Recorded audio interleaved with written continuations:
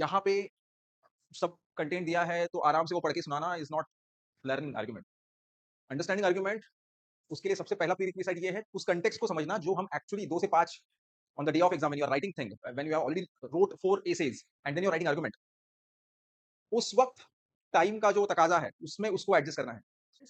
Now see, try to understand even if you are not aware about the precise points but you can think कि भाई ये पैसा जो है वो अननोन रिसोर्सेज से आने की वजह से क्या-क्या हम नॉर्मल पढ़ते हैं न्यूज़ या देखते हैं कि भाई क्रिमिनलाइजेशन ऑफ पॉलिटिक्स है, कॉर्पोरेट लॉबिंग है, नेक्सस बिटवीन रियल एस्टेट के जायंट्स एंड ब्यूरोक्रेसी और पॉलिटिशियंस है, right? So we all know this. तो इसी को थोड़ा सेग्रीगेट करके भी लिख देंगे ना तो भी we can have our own points, ठीक है?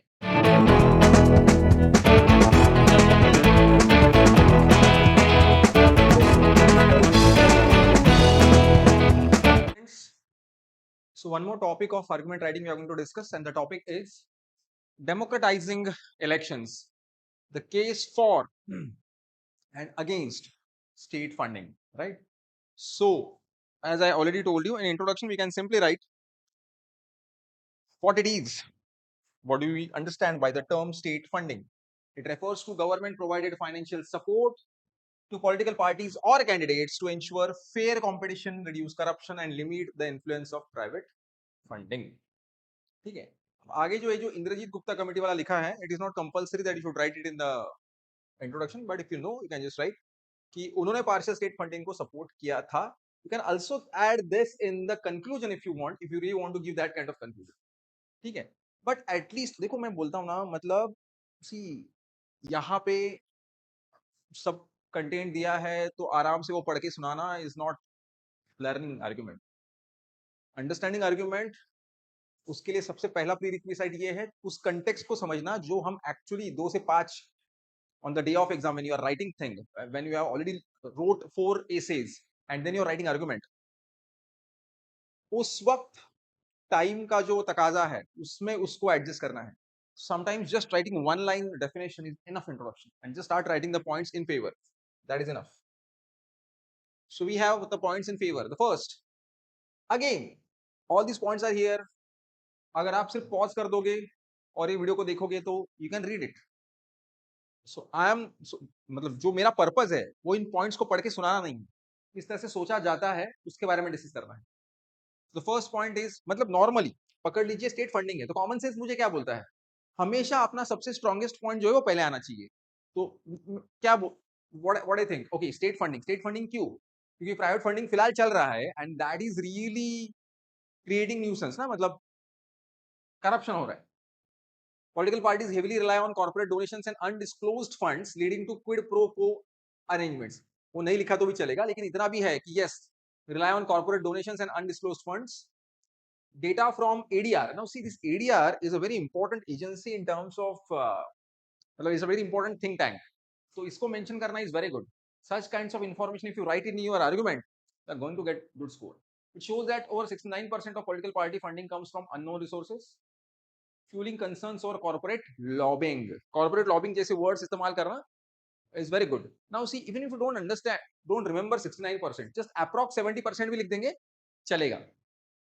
लेकिन एडीआर का डेटा दिखा रहा है कि भाई 70% जो है वो अननोन सोर्सेस से आ रहा है, उसकी वजह से कॉर्पोरेट लॉबिंग की चांसेस ज्यादा है. Now see this, the third statement, हमेशा जब आप इस तरीके की बातें या डिस्कशंस करते हो कि कोई चीज नेशनल लेवल पे करनी चाहिए कि नहीं चाहिए, तो उस लेवल पे अगर आप ग्लोबल कंपैरिजन दिखा सको, it always good for you.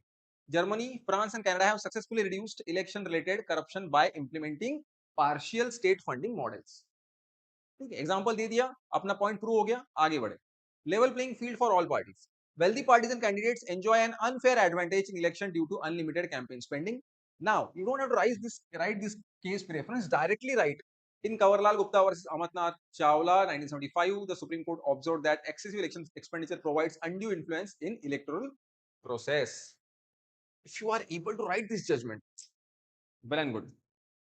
अगर आपको ये जजमेंट नहीं याद आता है तो लिखो, supreme court in one of its judgment declared that excessive election expenditure provides undue influence to the electoral process, in the electoral process. ऐसा भी आपने लिख दिया तो भी चलेगा, क्योंकि बहुत बार ऐसा हो जाता है कि हमें इंफॉर्मेशन याद आती है लेकिन वो एग्जैक्ट याद नहीं आती. तो जितनी याद आती है उतनी थोड़ा सा सवार के उसको लिख दो कि सुप्रीम कोर्ट ने अपने एक जजमेंट में ऐसा बोला है। 2019 elections, the BJP alone received 75% of corporate donations, giving it a financial edge over smaller parties. तो ऐसा हो रहा है, right now, which is actually not good for democracy. Enhanced transparency and accountability.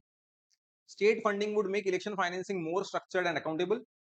हाँ, अब देखो इन 2 पॉइंट में ये बता दिया कि अभी जो हो रहा है वो कितना बुरा है, और तीसरे पॉइंट पे ये सोचना कि वो आ जाएगा, वो नहीं है तो क्या नुकसान है, वो आ जाएगा तो क्या होगा। It will make election financing more structured, accountable, reducing reliance on opaque funding mechanisms such as electoral bonds, जिसके ऊपर सुप्रीम कोर्ट ने भी अभी क्रिटिसाइज किया, उसको जजमेंट दिया, बंद करने के लिए बोला वो उसकी। 2024 economic survey highlights the need for electoral finance reforms given the lack of transparency in 12,000 crore worth of electoral bonds issues since 2017. We all have heard about this issue. ये electoral bond वाला issue को last time सबने देखा है, सुना है, last year नहीं, इसी साल, right? So we all are aware about that. So you can mention that in example. Mentioning such things like ADR and economic survey always good.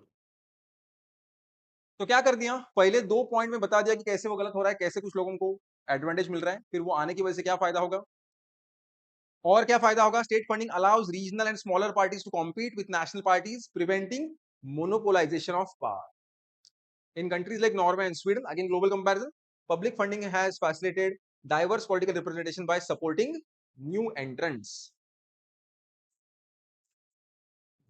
Last point is reduced influence of criminal elements.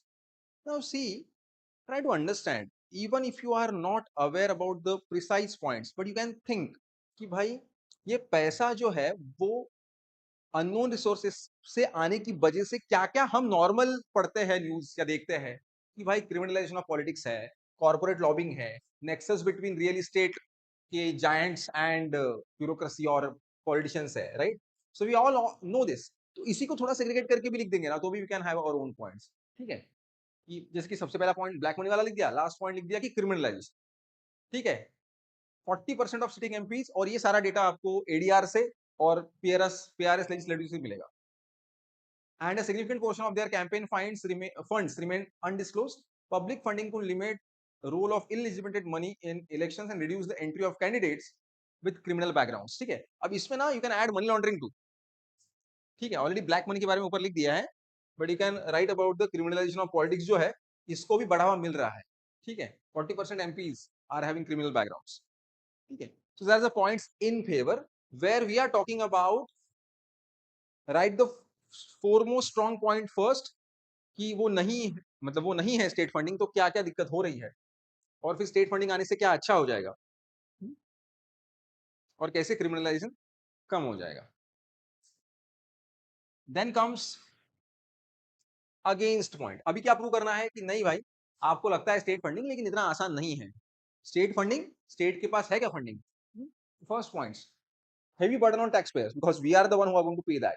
Already faces India a fiscal deficit of 5.1% of GDP, and allocating thousands of crores for elections could strain public finances. Countries like US, UK rely on private donations, arguing that taxpayers should not bear the cost of political campaigns. ठीक है, तो US और UK में नहीं है ये system, क्योंकि उनको लगता है कि taxpayer should not be paying this cost. Second is risk of misuse and inefficiency. Political parties may misuse public funds for personal or non-personal purposes. वो तो फिर और बुरा हो जाएगा. Creating additional enforcement challenges. Even in the existing system, candidates underreport expenses. मतलब आज वो लोग दूसरी जगह से ले रहे हैं, फिर भी वो एक्सपेंसेस को अंडररिपोर्ट करने में सक्सेसफुल हो रहे हैं, उनके पास वो मैकेनिज्म्स है कि जितना खर्च किया उससे कम दिखाए। तो कल ऐसा क्यों नहीं होगा कि टैक्सपेयर्स का पैसा भी ले लिया, खर्च भी कर दिया अपने खुद के फायदे के लिए, लेकिन दिखाते वक्त अंडररिपोर्ट किया कि मैंने इतना ही खर्च किया, ठीक है। नाउ सी, ऑलरेडी स्पेंडिंग क्या थी 2019 के इलेक्शन में पर candidate 95 lakh rupees, but there are candidates who have spend more than 30 crore, ठीक है। सो रिस्क ऑफ मिसयूज और इनएफिशिएंसी है। थर्ड पॉइंट है कि कैसे डिसाइड किया जाएगा कि किसको कितना मिलना चाहिए। जो बहुत बड़ी पार्टी है वो तो उसका तो एक नए एंट्रेंट के साथ मैच होगा ही नहीं, फिर वो मिसमैच हो जाएगा। और कौन सी पार्टी कितना ज्यादा डिजर्व करती है ये डिसाइड करने की कैसा क्राइटेरिया डिसाइड करेंगे।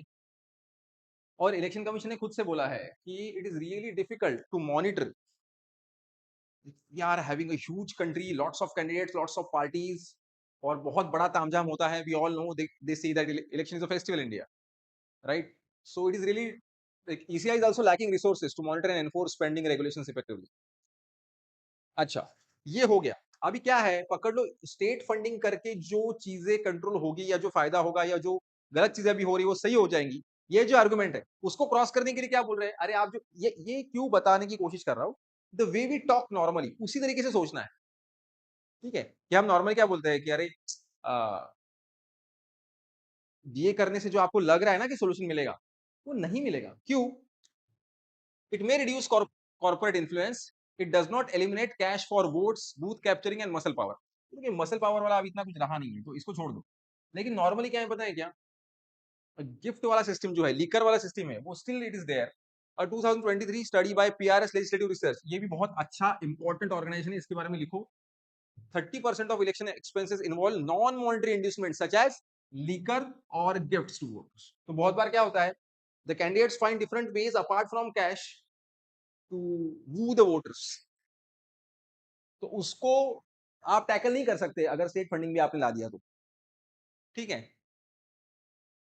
लैक ऑफ पॉलिटिकल, मतलब वो हिसाब मांगेंगे, आप मांगोगे हिसाब तो वो दे देंगे कैश का, but what about the gifts and liquor distribution. तो still the problem is not completely going to be get solved. And the last point is obviously it is not so easy to find a political consensus on this. ठीक है, और आज के जमाने में तो वो बहुत मुश्किल है कि सारी पॉलिटिकल पार्टीज मान लेंगी कि भाई ये मॉडल जो है स्टेट फंडिंग का ये हमें चलेगा. ठीक है, ये अल्टरनेटिव यहाँ लिखने की जरूरत नहीं है, you can write that in the conclusion too. इतना भी लिख दिया कि पॉलिटिकल पार्टी जो है उनमें कंसेंसस नहीं है तो अभी काफी है. When it comes to conclusion, you can mention partial funding as suggested by Indrajit Gupta committee, which was written earlier, or you can just mention कि इसके ये फायदे हैं लेकिन देर आर चैलेंजेस टू. तो हम लोगों ने क्या करना चाहिए, एक hybrid model combining partial state funding, again as I told you, recommended by the Indrajit Gupta committee, strict expenditure monitoring, electoral finance reforms and increased transparency could be more practical solution. Writing this much is enough. A short conclusion of 1 to 2 line is enough. Again, I am trying to prove a point, even though you might think ये सारा तो लिखा हुआ ही था, readymade ही था, but in exam actually it does not happen. ये ideal scenario है. Important क्या है, लेकिन हाँ फिर भी मैं आपको बोलता हूँ, when you study you should strive for ideal scenario, because then that's how our mind learns to adapt कि भाई हाँ ऐसा चाहिए मुझे. So that kind of inputs you will get in exam if you are striving for the best, है ना. लेकिन मुझे ये लगता है कि सोचने के तरीके के बारे में ज्यादा सोचना चाहिए. मतलब even whenever you get topic to practice घर पे भी, तो क्या करना चाहिए पता है क्या, ऐसा नहीं है कि तुरंत जाके आप गूगल करो. जल्दी से गिव अप कर देते हैं हम लोग. हम लोगों को लगता है कि हाँ टॉपिक आ गया, नहीं आ रहा है यार मुझे. अरे भाई एग्जाम में आपके पास कुछ नहीं होने वाला है, तो just wait, stay there for 5 minutes, try hard, think about the categories, think about the constitution, think about some social angle, economical angle, think about the society of India, something will come out. और ना मुझे लगता है कि कुछ पहले points अपने बनाने चाहिए, कुछ फ्रेमवर्क कि हाँ मुझे लगता है ये मैं लिखूंगा. फिर उसकी डिटेलिंग या एग्जाम्पल्स नहीं पता, उसके लिए आपने थोड़ा गूगल किया तो आई कैन अंडरस्टैंड.